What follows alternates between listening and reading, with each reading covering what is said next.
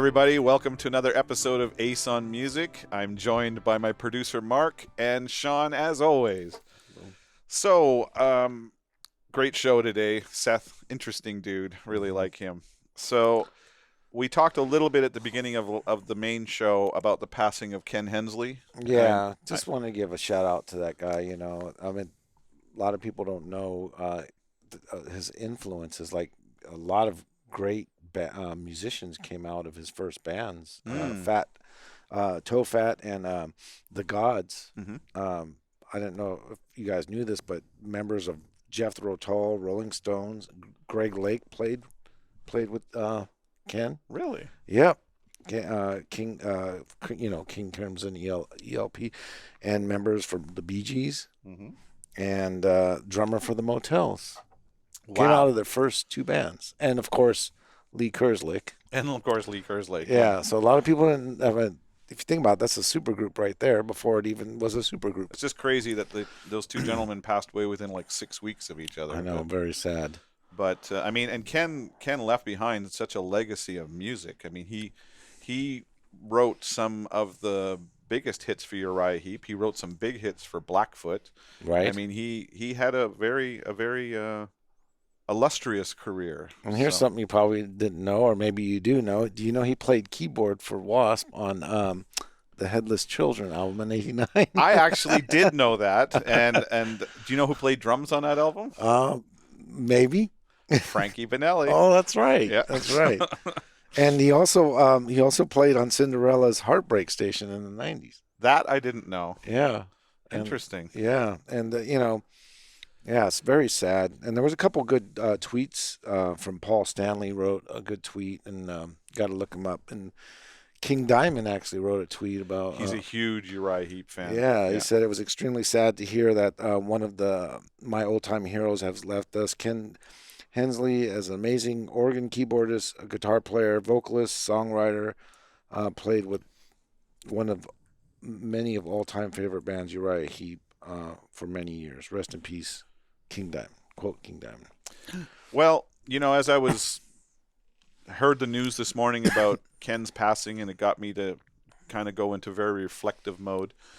And, it may sound kind of morbid or creepy, but I've always had a very clear picture on what music I thought would be played at my funeral.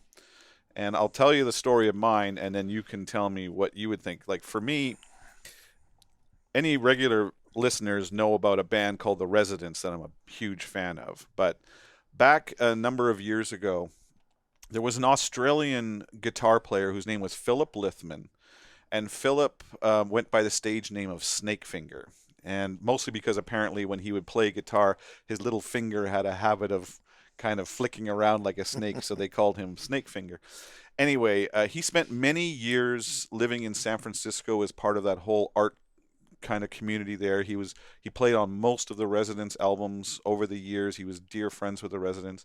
But he had his own band as well. It was called I think it was called Red Hot and the Chili Willies or something like that. I can't remember.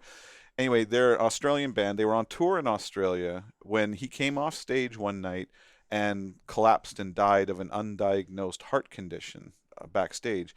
Because he was Australian and his family was there, they buried him in Australia and all that, which really kind of bothered the people in San Francisco because he had lived there so long and was such a vibrant part of that arts community that the Residents organized a wake for him so that everybody in that community could kind of get over it. And they were calling it the Snakey Wake. And the Snakey Wake, when the wake happened, apparently the Residents came into the room all dressed in black netting that went from head to foot, and they went and they performed this piece of music. It was about 20 minutes long. A lot of it was covers of things like 6 More Miles to the Graveyard and things like that. It is, and they after the Snakey Wake, they went and recorded it and put it out as a 20-minute CD that you could buy through their fan club. Now that particular piece of music, the Snakey Wake, in my estimation, is one of the most profound and powerful examples of an artist conveying absolute loss and sadness through a piece of music. That piece of music affected me so heavily that I thought this is one of the most amazing compositions and one of the most successful compositions when it talks about loss and sadness that comes with when somebody passes away. So I've always told my friends that when I die, I really want that piece played at my memorial. Right. So what do you think? Me, this is a tough one because honestly, this is something I probably dwelled on probably since I was a kid. Like, what would I want people to listen to? Do I want to make everyone cry and sad, or do I want everyone uplifted? You know. And I guess if you talk about what music, I would probably put both ratios of music in there. You know. Is there any Sad. particular song or album that conveys that you would absolutely want played there? Probably an ELO song. Okay.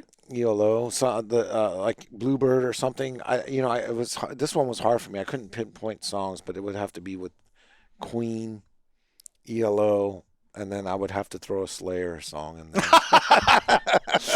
How about you, Mark? What if anything would you want played at your funeral? You know, the first that comes to mind is Gloria Gainer's "I Will Survive." There you go.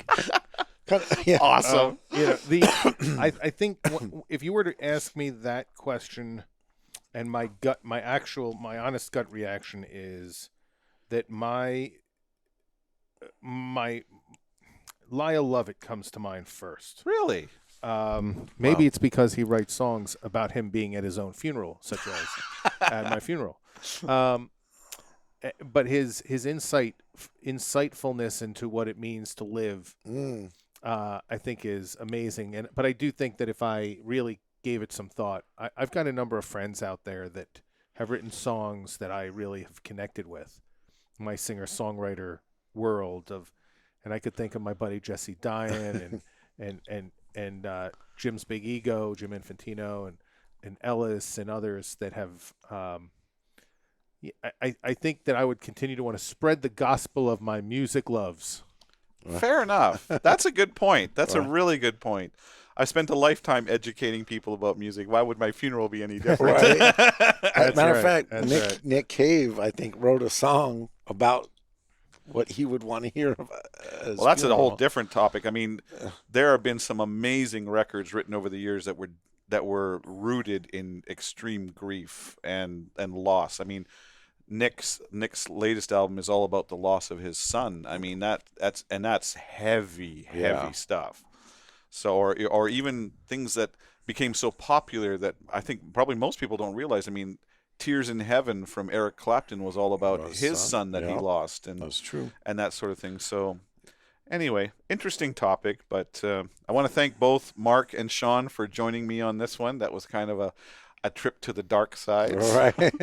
And I want to thank all of you again, as always, supporting us through the patreon.com platform is very important to us. We really appreciate it. Leave us comments within the app about the episode or anything you want to talk about or questions you have.